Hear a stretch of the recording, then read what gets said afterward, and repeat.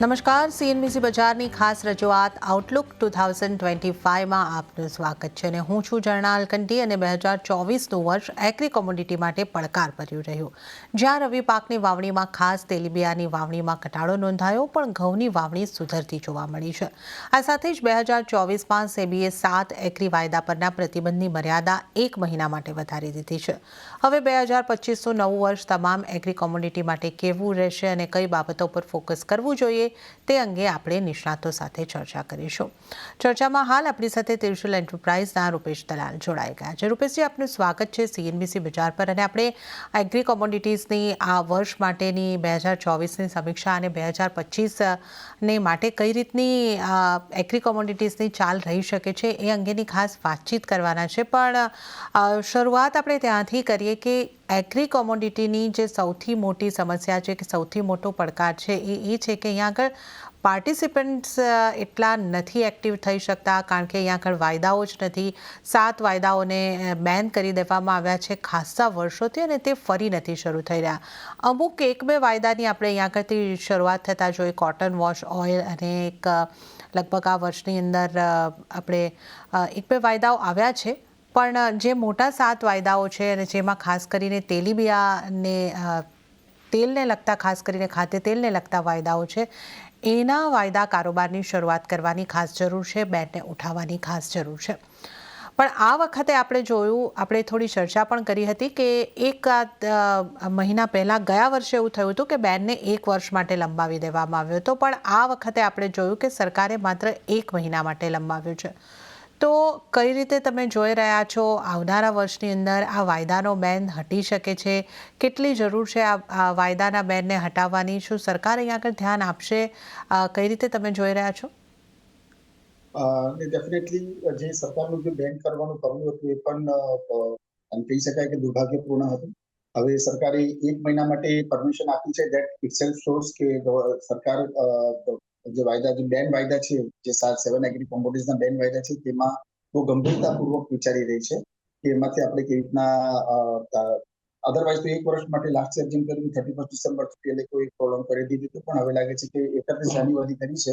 તો ડેફિનેટલી એમના મગજમાં કંઈક હશે, કોઈ પ્લાન હશે અને તબક્કાવાર ધીમે ધીમે આ 7 એગ્રીકલ્ચર કોમોડિટીઝને શરૂ કરવાની મને લાગે છે કે એમનો પ્લાન એવો હોઈ શકે કે રવિ ક્રોપની શરૂઆતથી આપણે આ નવા વાયદાઓની શરૂઆત કરીએ.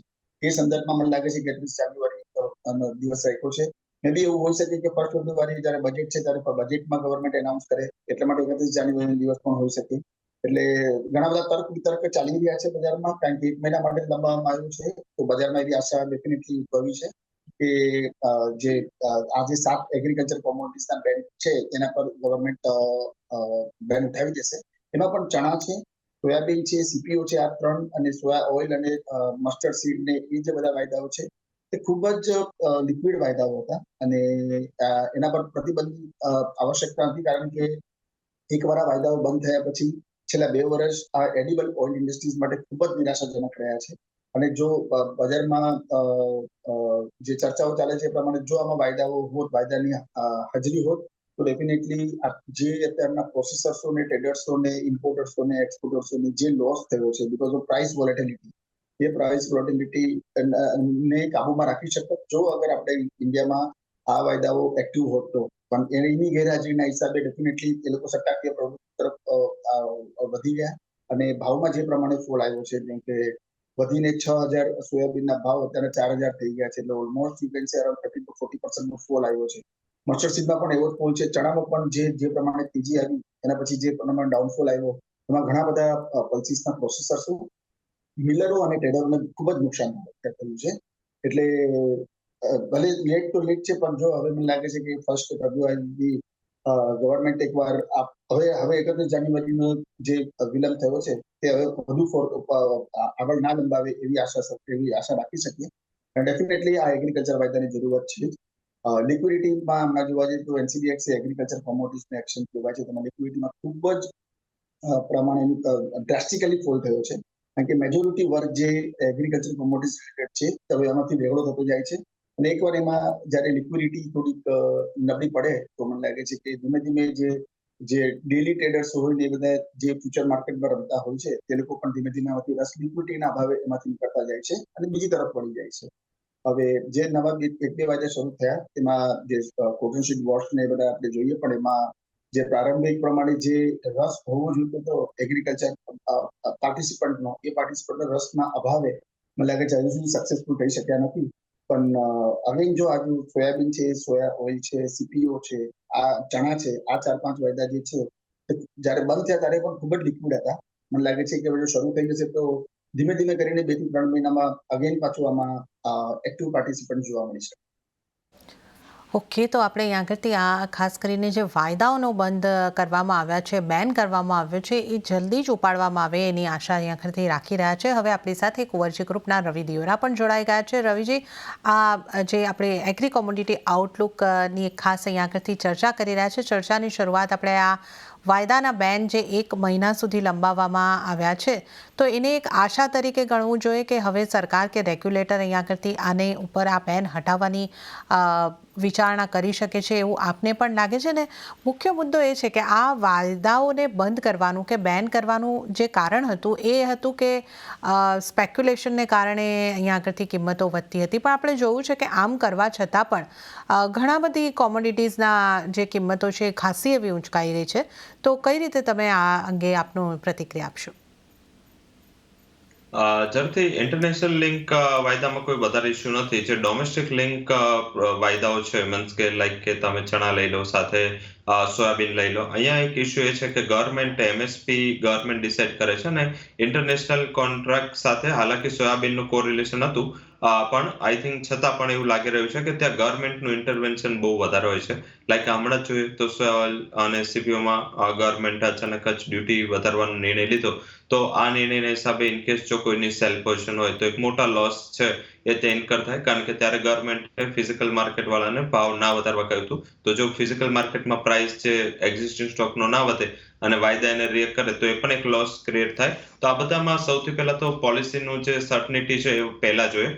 તમે ઇન્ટરનેશનલ માર્કેટમાં આટલી બધી કોમોડિટીઝ ટ્રેડ થાય છે, ત્યાં પણ જે આપણે એસેન્શિયલ નોન એસેન્શિયલ બંને કોમોડિટીઝ ટ્રેડ થાય છે. હાલાકી એમાં જે એગ્રીકલ્ચરમાં ફિઝિકલ નિયમો, જે ફિઝિકલ કોમોડિટીઝના સ્ટોક માટેના, વેરહાઉસિંગ માટેના એ નિયમો, અને સાથે સાથે એક્સચેન્જ ટ્રેડેડ કોમોડિટીઝના નિયમોમાં બહુ મોટા બદલાવ નથી થતા. એ નિયમો ઇન્ટેક રહે છે. ટ્રેડ પોલિસીસના થોડા ચેન્જીસ હોય છે, અધરવાઇઝ તો ત્યાં આટલા મોટા બદલાવ નથી. અને એના હિસાબે ત્યાં વાયદા આટલા વર્ષોથી ચાલે છે, તો પણ ત્યાં રિસ્ક મેનેજમેન્ટ અને અધર સિસ્ટમ છે એ જળવાઈ રહે છે.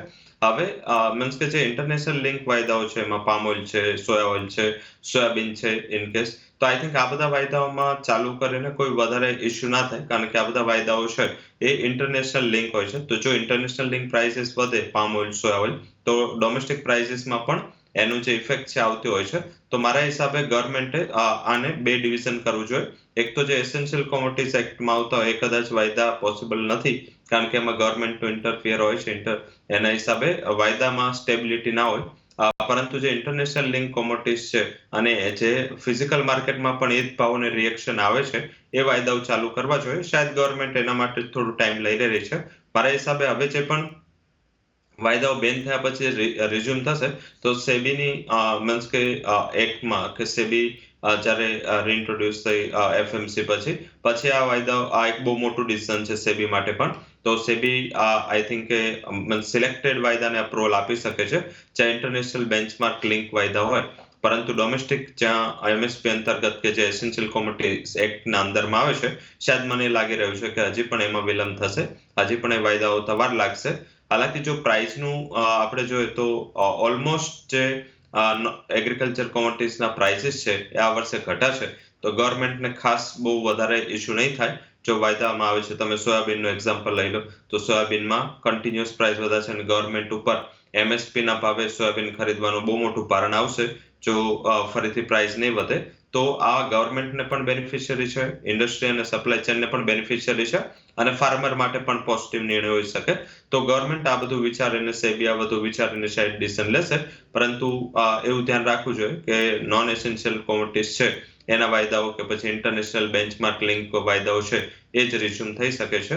એસેન્શિયલમાં ચણા છે, ઘઉં છે, મગ છે, રાઈ છે, અહીંયા કદાચ મને એવું લાગી રહ્યું છે કે થોડું ડિલે જોવા મળી શકે. તો જે નોન એસેન્શિયલ કોમોડિટીમાં આવે છે અમુક એ વાયદાઓને તો આપણે ફરીથી શરૂ થતા જોઈ શકીએ છીએ, તો આટલી આશા તો આપણે ચોક્કસપણે રાખી શકીએ છીએ. પણ હવે આપણે ઘણી બધી ચર્ચાઓ કરવાની છે, તો આપણે આગળ વધીએ અને રવિ પાકની અહીંયા આગળથી ખાસ કરીને આપણે વાત કરી લઈએ. જે રીતે રૂપેશજી આપણે જોઈ રહ્યા હતા કે રવિ પાકની વાવણીના તબક્કાવાર આંકડાઓ જે રીતે આવ્યા, શરૂઆતમાં થોડી પાછળ ચાલતી દેખાઈ, પછી ધીમે ધીમે એમાં ઇમ્પ્રુવમેન્ટ આવ્યું અને હવે જે છેલ્લા આંકડા મળતા દેખાઈ રહ્યા છે. ઘઉંનું વાવેતર સારું થયું છે, પણ પલ્સીસ અને જેને આપણે તેલીબિયા પાક તરીકે ઓળખીએ છીએ ત્યાં થોડું પાછળ પડ્યા છે વાવેતરમાં પાછલા વર્ષોની સરખામણીમાં. તો રવિ પાકના વાવેતરની આ વર્ષની સ્થિતિને તમે કઈ રીતે મૂલવો છો? પાકમાં ડેફિનેટલી શરૂઆત બહુ નબળી રહી હતી, અને ધીમે ધીમે હવામાન પણ સાનુકૂળ થઈ રહ્યું છે, ક્રોપ લાયક થઈ રહ્યું છે, એટલા માટે ધીમે ધીમે વાવણી વેગ પકડી રહી છે. પણ અગેન પાછું અરાઉન્ડ નેક્સ્ટ 3 થી 4 દિવસમાં મહારાષ્ટ્ર, ગુજરાત, મધ્યપ્રદેશ એ જે મુખ્ય ઉત્પાદક રાજ્યો છે ત્યાં અગેન પાછું કમોસમી વરસાદ અને માવઠાની વાતો આવી રહી છે. એના કારણે મને લાગે છે હાલના તબક્કે તો એને કે હિસાબે જો માવઠું પડશે તો એટલું બધું ડેમેજ નહીં થાય, પણ જો વધુ પડતું માવઠું પડશે અને કરાળી બધું પડશે તો મને લાગે છે કે નુકસાન થવાની શક્યતા પણ દેખાઈ રહી છે. પણ હાલના તબક્કે તો લાગે છે કે this is not right time, એટલે અત્યારના ડિસેમ્બર એન્ડ હજુ પણ રવિ પાકનું જે છે તે શરૂઆતના તબક્કામાં જ છે. પણ આ સ્થિતિ જો અગેન 20 જાન્યુઆરીથી 10 ફેબ્રુઆરીની વચ્ચે થાય તો પ્રોપર અસર થઈ શકે એવી છે. પણ હાલ ધીમે ધીમે પ્રોગ્રેસ થઈ રહ્યો છે. તેલીબિયામાં થોડુંક નિરાશાજનક ન્યૂઝ એટલા માટે આવી રહ્યા છે કારણ કે ભાવ ડિપ્રેસ રહ્યા છે ઓલમોસ્ટ આખું વર્ષ માટે, એટલા માટે ખેડૂતોનો ઉત્સાહ એટલો બધો નહીં હોય. ઘઉંમાં ગવર્મેન્ટની પ્રાપ્તિ પ્રોપર વેમાં થઈ રહી છે, એટલે માટે ખેડૂતોને ભાવ પણ બહુ ઊંચા રહ્યા છે. ઘઉંના આ વખતે હિસ્ટોરિકલ ભાવ છે ઊંચા, એટલા માટે પણ ખેડૂતો એ તરફ પ્રેરાયા છે. અને ગવર્મેન્ટે પણ ઘઉંમાં એમએસપી ના લેવલ પર થોડીક અગેન પાછો વધારો કર્યો છે. ગુજરાતની જો વાત કરીએ તો ચણામાં અરાઉન્ડ 20% આસપાસનું પ્રોડક્શન વધવાની શક્યતા દેખાઈ રહી છે. લાસ્ટ ટાઈમ જે સોયાબીન હતું એ સોયાબીન આ વખતે એટલું નથી થયું, પણ એ મને લાગે છે કે ચણા તરફ અગેન પાછા વળ્યા છે. એમાં સ્પાઇસીસની વાત કરીએ તો મને લાગે છે કે હળદરમાં અરાઉન્ડ 10 થી 15% આસપાસ વધારો થવું જોઈએ, જ્યારે જીરામાં મને લાગે છે કે નેક્સ્ટ 15 to 20 ડેઝ ક્લાઇમેટિકલ કન્ડિશન કેવી રહે છે તેના પર મદાર રાખે છે. ડેફિનેટલી વાવેતર 10 થી 15% વધારે થયું છે. અને ધાણાની વાત કરીએ તો મને લાગે છે 15 થી 20% ઓલરેડી વાવેતર વધારે નબળું થયું છે. અપાર્ટ ફ્રોમ ધેટ જો હવામાન પ્રતિકૂળ રહેશે તો ઓવર 10-15% આસપાસનું હજુ ડેમેજ થઈ શકે છે. તો ઓવરઓલ ધાણા માટે મને લાગે છે કે કેજીમાં બંધ રહેવી જોઈએ અને 200 રૂપિયા પર કેજીની આસપાસનો ભાવ તરફ જઈ શકે છે.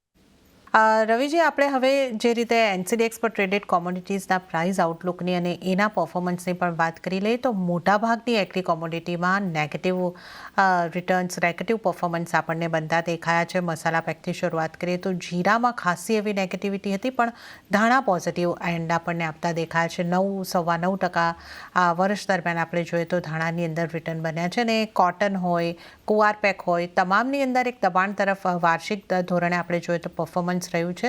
તો એનસીડીએક્સ ટ્રેડેડ કોમોડિટીઝમાંથી આપણે જો પ્રાઇસ આઉટલુક લેવો હોય તો ક્યાં આગળ આપનો કઈ રીતનો આઉટલુક રહેશે? ઝડપથી જે રીતેના ફંડામેન્ટલ છે એ રીતે પ્રાઇસના લેવલ્સ અને પ્રાઇસ પણ આ વખતે તમને જોવા મળે. આઈ થિંક કે જે ધાણા છે તો આ આખું વર્ષ એમાં બેલેન્સ શીટ રિપેર થઈ અને એના હિસાબે ધાણા છે સ્પાઇસીસમાં લીડિંગ ગેઇન હતું. ટર્મરિકમાં વાવેતરના આંકડાઓ વધુ આવે તો ટર્મરિક હાયર લેવલથી પ્રોફિટ બુકિંગ લીધું અને વાર્ષિક લેવલે થોડી નેગેટિવમાં સરકી ગઈ. અને જીરામાં તો આપણને ખ્યાલ છે કે જીરામાં તો કન્ટિન્યુઅસલી સેલિંગ પ્રેશર રહ્યું છે, કારણ કે ગત વર્ષે એના માટે ઘણું મોટું ગેઇન વાળું હતું. તો આ વખતે એ ગેઇન રિવર્સ થયો અને ઘણું મોટું કરેક્શન ત્યાં પણ જોવા મળ્યું. કોટન કોમ્પ્લેક્સમાં નિરાશા રહી. ઇન્ટરનેશનલ ડિમાન્ડ, પર્ટિક્યુલર ચાઇનાની જે ડિમાન્ડ છે એ ખાસે વીક છે. અને તમે જો ટેક્સટાઇલ સેક્ટરની ડિમાન્ડ જો તો એ પણ સતત અક્રોસ ધ ગ્લોબ વીક રહી છે. અને એના જ હિસાબે તમે જો તો એક સાઉથવર્ડ ડિરેક્શનમાં મોમેન્ટમ તમને કોટન કોમ્પ્લેક્સમાં આખું વર્ષ બનતું જોવા મળ્યું, કારણ કે યુરોપની જે ડિમાન્ડ છે ચાઇના તરફથી એ પણ હજી સેકન્ડ યર પર ફોલ પર રહી. યુએસની પણ ટેક્સટાઇલ ડિમાન્ડમાં પણ ઘણું મોટું કટ આવ્યું. અને ચાઇના જ્યાં ઇન્ડસ્ટ્રીયલ એક્ટિવિટીઝમાં સ્લોડાઉનના હિસાબે ચાઇનામાં સતત ડિમાન્ડ ખરાબ રહી. અને ચાઇના એક લીડર ઇમ્પોર્ટિંગ નેશન છે અને આઈ થિંક એના હિસાબે આખું વર્ષ ખરાબ રહ્યું. સેકન્ડ જોઈએ તો કેસ્ટર છે. કેસ્ટર ડેફિનેટલી ફંડામેન્ટલ સ્ટ્રોંગ હતા, વાવેતર ઓછું હતું તો એના ફંડામેન્ટલ ત્યાં રિએક્ટ કરે અને ગુવાર કોમ્પ્લેક્સ આખું વર્ષ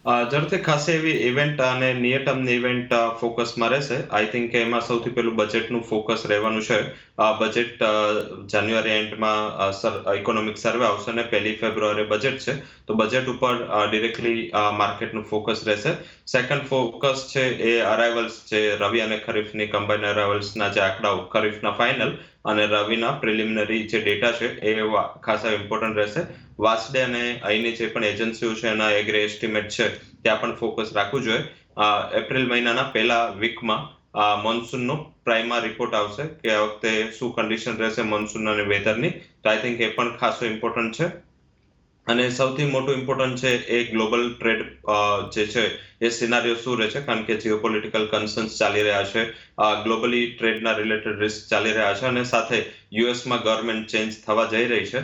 હાલાકી ખાલી આનું ઇક્વિટી નહીં, કોમોડિટી પર પણ અસર પડશે, એગ્રીકલ્ચર પર પણ અસર પડશે, કારણ કે જે ટ્રમ્પ એડમિનિસ્ટ્રેશન તરફથી જે પણ એન્ટી ડમ્પિંગ મેઝર્સ લેવામાં આવશે, જે પણ એગ્રી એક્સપોર્ટ ઇમ્પોર્ટ રિલેટેડ પોલિસીસમાં મોટા બદલાવ થશે તો એની ડેફિનેટલી ઇમ્પેક્ટ, કારણ કે યુએસ ઇન્ડિયાનું એક એગ્રીકલ્ચર સેક્ટરમાં ઘણું મોટું ટ્રેડ પાર્ટનર છે અને ગ્લોબલ પણ જોઈએ તો એગ્રીકલ્ચરમાં ઇમ્પોર્ટ એક્સપોર્ટમાં યુએસ, ચાઇના બાદ યુએસનું પણ સારું એવું કોન્ટ્રીબ્યુશન છે. તો આઈ થિંક એની જે ટ્રેડ પોલિસી નવી આવવાની છે જે જાન્યુઆરી એન્ડ સુધીમાં એ પણ આવી જશે. તો મારા હિસાબે જાન્યુઆરી અને ફેબ્રુઆરી 2 month in terms of policy અને બજેટ એ ખાસ ઇમ્પોર્ટન્ટ રહેશે. અને આવતું વર્ષ મારા હિસાબે જે આપણે 2024નું કેલેન્ડર યર જોયું એટલું ખરાબ નહીં હોય મારા મત મુજબ. ત્યાં ગ્રીન શૂટ ઘણા છે અને આઈ થિંક ડિમાન્ડ અને જે ફાર્મર્સ અને ઇન્ડસ્ટ્રી બંનેના પર્સપેક્ટિવથી આવતું વર્ષ એગ્રી માટે ઘણું સારું રહી શકે છે.